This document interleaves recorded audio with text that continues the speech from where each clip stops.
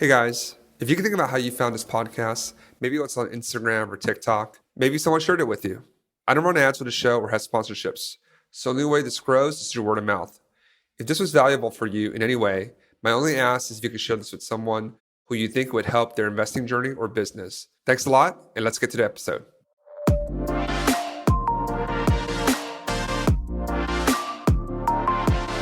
Welcome back to SG Like the Best. I'm your host, Michael Chang. It's my great pleasure to welcome my good friend, Ann Marie Folan, to the show. Ann Marie, thank you for joining me today. Thank you, Michael. I'm so happy to be here. Thank you very much. Thank you for taking time. It's such a beautiful day in New York today. Ann Marie is also lives in New York like me, and weather's been just fantastic the last week, right?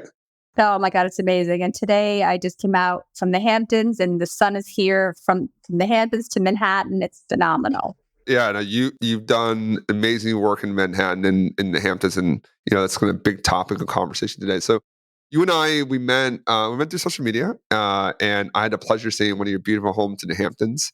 You're also a very well, like I don't want to steal your thunder. I'll let you introduce yourself, but you have a great business here in Manhattan as well. So why don't I give you like 30, 45 seconds, maybe talk about you and introduce yourself to the audience. Sure. Thank you. I'm a real estate broker here at Douglas Elliman in New York City. I am actually a former real estate attorney. I had quit Wall Street, kind of very similar to you. And I think that's why I really resonated with watching your stuff. I had been working in the corporate world. I grew up in a real estate family. So I was raised in Queens, worked with my mom and my sisters. But then I took what I had learned from my family and basically applied in Manhattan. So I'm a real estate broker in Manhattan. And then on the side, I invest in real estate and I like to spend my summers out east in the Hamptons. So I a couple of years ago, got a property and just kind of started like that. Awesome. No, and we're gonna dig into that. But let's just touch a little bit about Manhattan real estate. I mean, it's like a great mystery for people that don't live in the city. They see like Yep. the big like $100 million for like a condo on Billionaires Row. And maybe let's talk a little bit about your business. Like, where do you specialize? I think a lot of real estate people listen to the podcast too. So we just talk a little bit about that. Like, where do you specialize? Like, what do you do in Manhattan specifically? Okay, so I live in a place called Sutton Place, which is Midtown East on the East River. It's a small community in Manhattan. And because I live here, I kind of just started selling real estate in my neighborhood and I've, developed a reputation in my community. I do sell everywhere in Manhattan. I have a beautiful penthouse I'm representing on 130 William Street for $8 million right now. I have a gorgeous 2-bed at the Mandarin Oriental Hotel condo at 25 Columbus Circle. That's 5.6. So I kind of go everywhere in Manhattan, but it's easy for me to like walk outside my door and show my neighbors. And I sell residential properties, in Midtown East. Awesome. And like Sutton Place, like you can see the UN building like right over, right?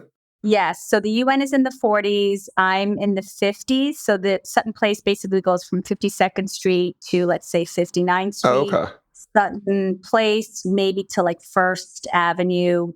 You're pushing it when you get to Second Avenue, but it's like a small little community, riverfront community. How much real estate did you sell last year? I sold 50 properties. Wow. Yeah, I was busy, and I'm on track for the same again this year. Yeah, one a week.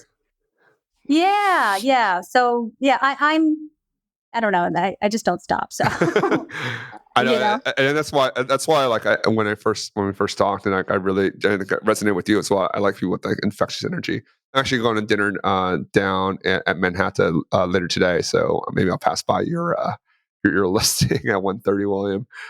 Yes. And good luck with that listing. No, so like you and I, we connected because you have not only built a really cool business here in New York, but also short-term rentals in the Hamptons. Like when we first talked, like you asked me, you're like, hey, I see what you're doing in Tennessee, and had like we have our 6 properties that we own down there, and you're like, oh, maybe I should expand down there, like but. So I think that's how you and our conversation first started. But maybe just talk a little about like what is your current portfolio what your current short-term rental portfolio in the Hamptons look like? Okay, so right now I own 2 properties in East Hampton, And I'm under contract for a third that I'm going to close on next week. And that's in Sag Harbor, which is the town next to East Hampton. So it's basically 3 properties. They're all single family, except for the new one I'm closing on. It is a 1 family, but it has an accessory unit on it. So I can stay in the main house, and then I can short-term rental the accessory cottage. Amazing. And it's in like a little river. I can see the water from my house. So it's in this little, there's a beach like 2 blocks away. So it's this like cute little, like I would say even like fisherman's village. So let's zoom out, right? Because a lot of people here aren't from Manhattan, not from the city. We call it the city. And Yeah. they hear about the Hamptons and like these crazy parties. Like Michael Rubin has his like white party out there, and like everyone sees all this like crazy stuff, $100 million homes and everything. Maybe just set the table a little bit. Like, why are the Hamptons so popular? 1, and 2, why is it so darn expensive? So the Hamptons, it's just once you get out there, there's just a peace. It's, you go to the beach every day. The restaurants are lovely.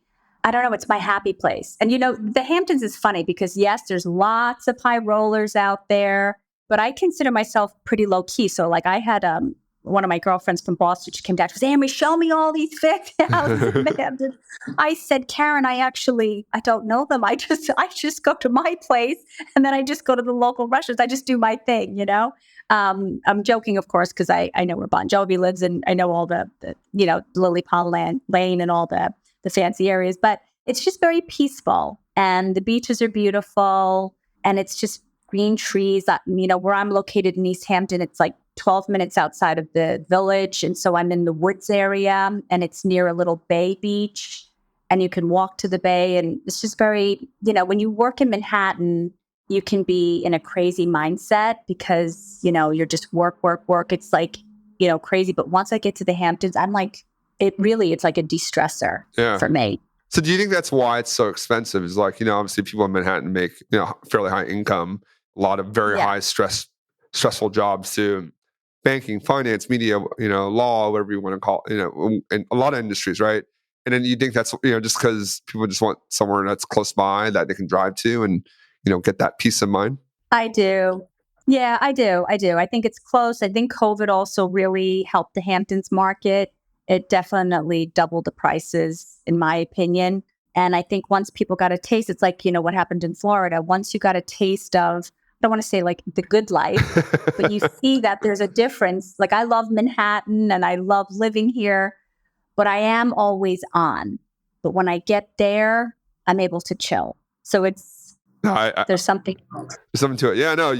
And thank you again for inviting my family and I out to one of your houses in East Hampton, the one that's in the woods, but like right by the bay. It's a beautiful home. And I think that was the first one you bought, right? That was the first one you bought. So maybe talk us through that a little bit. Like I always love talking about numbers. You know me. Let's talk about that. Like first of all, how big? How many bedrooms, baths? Let's go to the whole real estate thing. How much did you buy it for? And when? Okay, so I bought that property in 2015. It's a 4-bedroom, 2.5 bath, single family home.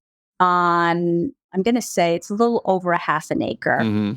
And funnily enough, I am from Queens originally. So I did not grow up going to the Hamptons on my summer vacations. I didn't even know what the Hamptons was. I'm regular, humble, working class family. We didn't know about the Hamptons. My parents are from Ireland. So if I did go on vacation, I was going to Ireland and England to see my grandparents. There was no Hamptons.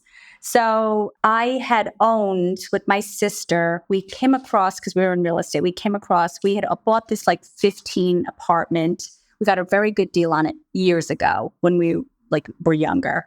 And it was like in like Jamaica, Queens, not a great area.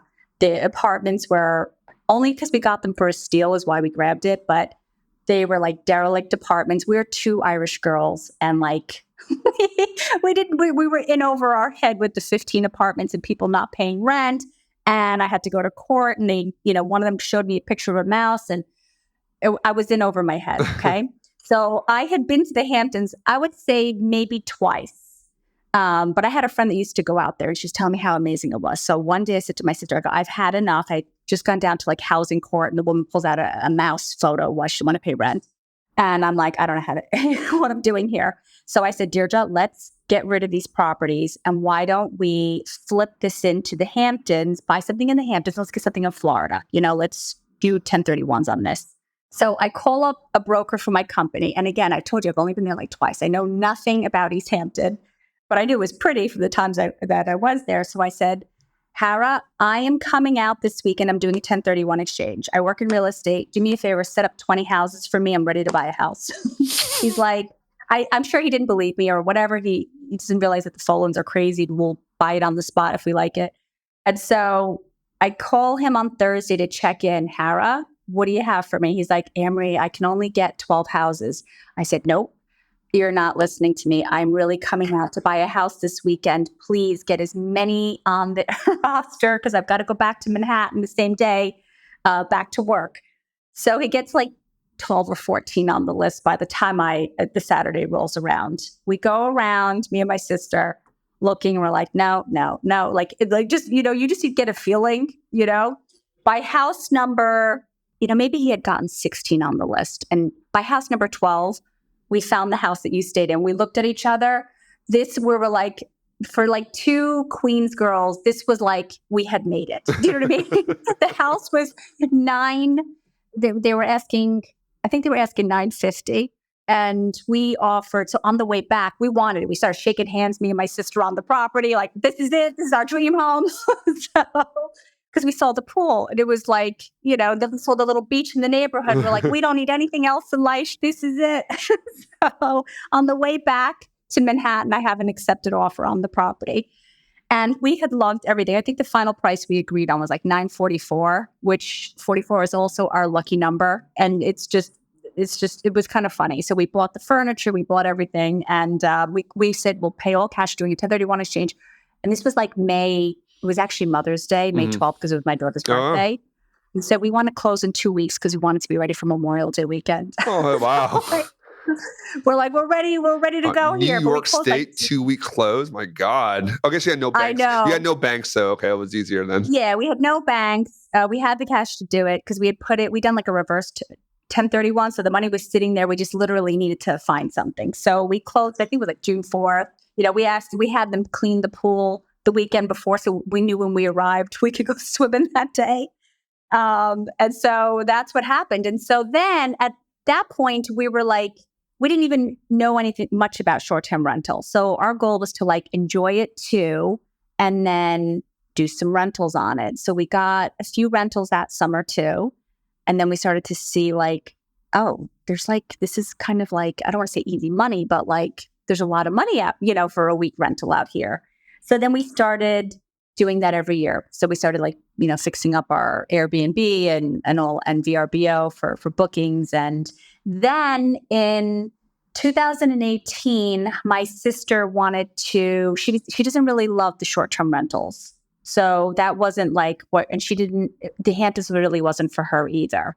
So we did a switch because we also owned another property in Queens. So basically I gave her that. She gave me this fully. And then that was 2018.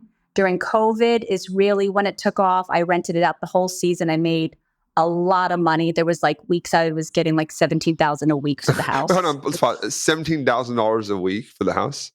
Yes, 17,000. It was insane. So there was no way I was going to stay at that house. I just couldn't, I couldn't believe it. But that's what COVID did. Right. It's not like that now. So what is it now though? Actually, I think a lot of people kind of like, oh, that was COVID. Yes. And is it back then like 5,000? Is it 5,000 a week now? What is it now? No, I have a few weeks booked at 11. I still have empty weeks. So, I wouldn't let it go for, I think $8,750 would be the lowest I would do on the house, but like between $8,750 and 11. And more for July 4th and more for the last 2 weeks of August. Of course. So those are prime time. So, but let's go back to the house. All right. So you bought it for $944 in closed June of 2015. Yes. You just split it, but now you own it fully. Yeah. So let's talk a little bit more numbers. So like, what is the house worth now? Ballpark. I would say it's about 2.122. But 2.122. So that's like 1.2, 1.3 in equity, right? I did renovated guts. I did put new siding. I put new roof on it. New kitchen, bathrooms. You know what I mean? So I did gut it. Ballpark. How much did you put in? I would say I'm almost 300. Like 300. Okay. So are your Yeah, bases, let's say your basis is, 1.25, right? about that. Yeah, Oh, ballpark. Yep. 1.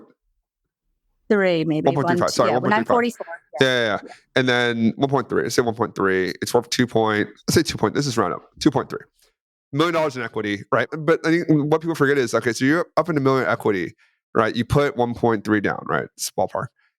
You've also made a bunch of money in the 9 years that you've owned it too, right? Like maybe Yep. just ballpark. What kind of cash flow do you think if you did 10K a week, high seasons in this Hamptons are 10 weeks, 100K, maybe 100K a year. I think I got 125 gross last year. And then obviously I have expense because I have a mortgage and tax and all that stuff. But I would say 125 last year. I forget when I got during COVID, but it was way more. I think this year, maybe I'll get 100. My goal is to be able to, if I get 100 gross, I feel like I'm okay because it's paying my bills and building equity. That's kind of how I look at it. So, and I think that actually, like, let's dig in on that because I think that's a really good perspective because I think a lot of people look at, and that's the fun part of real estate. Everyone can see, you and I can look at a property and come to do two very different conclusions, and we both could be right for ourselves, actually, right? So I think that really is the beauty. It's like, what are you optimizing for? And a lot of people look at Airbnbs and like, hey, like it has to cash flow 50% cash on cash, 20% cash on cash, whatever that number is, right? If you're in the mind of a cash flow investor, and that's more like me, right? Since that's like my main business. But for you, and I want you to say in your own words, but you're not optimizing strictly for cash on cash. Like you're Definitely not. optimizing for, why don't I let you take it from I'm there? optimizing for equity. And I think what I've been able to pull off. So, for example, like house number 2, which I bought that for 9.25. I put about 6 into it. And that house is probably worth 2-3. And I finished that last June. So I'm pulling in big equity in these jumps. But what's nice about, even though my cash flow, I'm sure, is like low, I am buying my third house, basically borrowing 100% out of my equity on my property. So I feel like I'm getting a third house for free because I'm going to use the 2 houses to pay for all 3. Mm-hmm. Do you have a mortgage on? Do you have a mortgage on the third house, Yes. or is it just Yes. okay? Yes.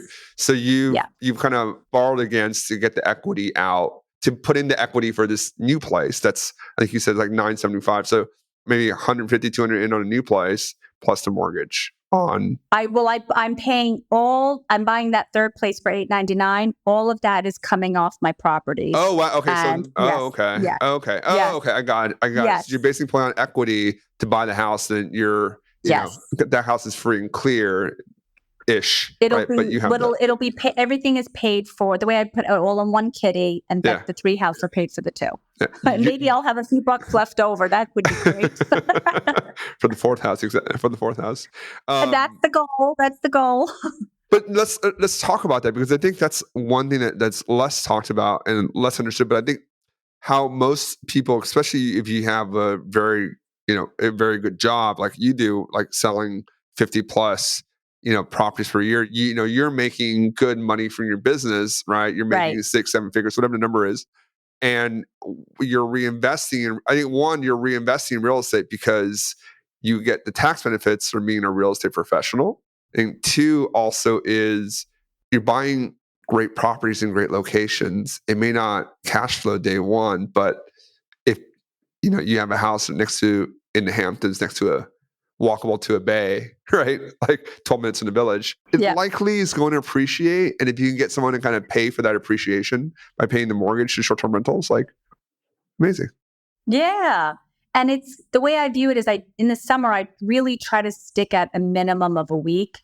So I kind of limit my time too. So like I do have my cleaning crews, let's say I do a turnover. I've been lucky the past couple of years, I was able to like keep the turnovers on the same day. This year, it's not working out the same way. And that's okay. I'm going with the flow.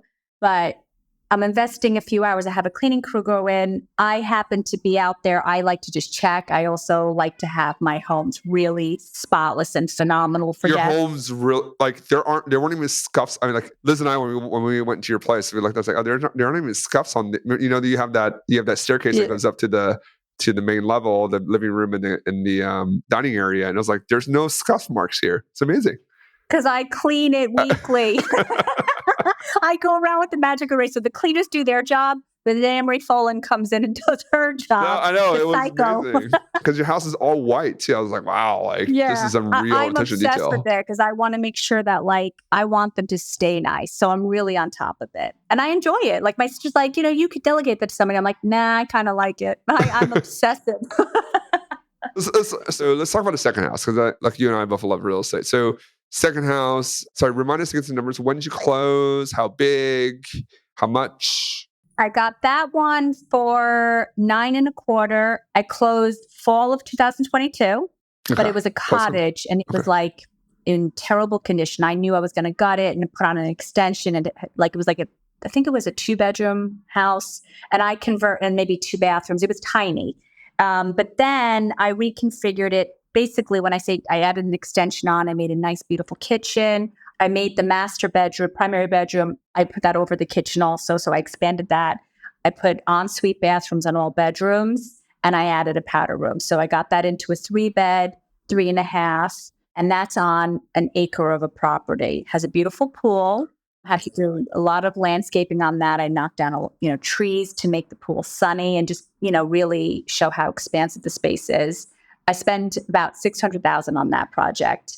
In the Hamptons, it is expensive to renovate, and it wasn't. If I had had more money, I think it probably would have been good to actually knock it down and make one of those McMansions out there. Like, again, maybe like a 4,500 square foot house, because it has that nice lot. But again, this is all a learning experience, And so I turned it into like a 2-3 house, but probably could have been maybe closer to 4, but I would have had to invest more money to do that. How much more time? And I mean, look, I think a lot of people, including me, one, it's a lot of money, right? 600K or more if you were to do it. And most of that's, it's hard to borrow. I mean, you can borrow against that. Yeah. Did you borrow against that? Or did you get a construction loan? I did have to take out a HELOC, but remember, I make in my business a lot of money. So I was kind of using my real estate checks as they come in to like knock it out. Now I kind of left myself tight because, I make a lot of money, but like it was all going on renovation. I have to pay, I still have to do advertising and stuff that run my business. So I did take out a HELOC on my property last year just to kind of give myself some breathing room. Do you know what I mean? Like, because I had been like really just, I'm sure people wouldn't be doing it the way I do it. I was using every real estate check that came in, but I still knew that once it's done, it's going to be phenomenal and I was going to make money on it. So I just kind of went with it. You sent me it looks very, very beautiful. I saw the photos that you sent me the other week. Liz and I both looked at it like, oh, this is really, really, really it's pretty. nice. And it's pretty. Yeah, it's really pretty. I think he'll do. And, I think out there, really the prereq, you got to have a pool. Like a nice pool, not just a little glorified swimming hole, like a nice pool with a deck and like finished deck. And your properties really kind of do espouse that. So, and it's just like really pretty too, the way that you've done that. So really, it's pretty. It's clean. Done. And I've booked clean, one out. I have like 3 or 4 weeks booked so far at like $14,000 a week on that one. So you know what I mean? Like and I'm still like negotiating, I have inquiries. So I'm like, that's pretty good, You got leads. Leads are a lifeline, a lifeblood of any business. So tell us about your third. Tell us about your third one. So the third one's the small one. It's a 1-bed house on a very small piece of land, but it's right in this little waterfront community at Bay. Mm-hmm. And so it's cute for me and my daughter, which is perfect to stay in because I love to be in the Hamptons. But it has this little cottage in the back, which the current owner, she's an STR investor also. So I was like, and I know she's savvy because she has properties in the Smokies and Florida. She's on it. And I'm like, you know what? Success leaves clues. And so, so I'm under contract. I'm going to close on that. And she said you can get between $400 and $900 a night for the accessory cottage. But $900 would be, I guess, holiday weeks and maybe like 4th or something. Yeah, or the Hamptons Classic, which is a horse race the last 2 weeks. But even $400 a night, that's okay. That's, you know what I mean? Like I'm going off to dinner now. Is there a pool? No pool. But the beach is 2 blocks away. Okay. Okay. But I might put a little hot tub on that one because that would be cute for me and my daughter, you know? Yeah. No, hot tubs are one of those amenities that like really drive returns. I mean, like hot tubs, like all in, maybe cost you 10K with electrical, and then put the landscaping and the padding and everything, and then. But did they really do kind of, especially during the winter time? It really does help occupancy.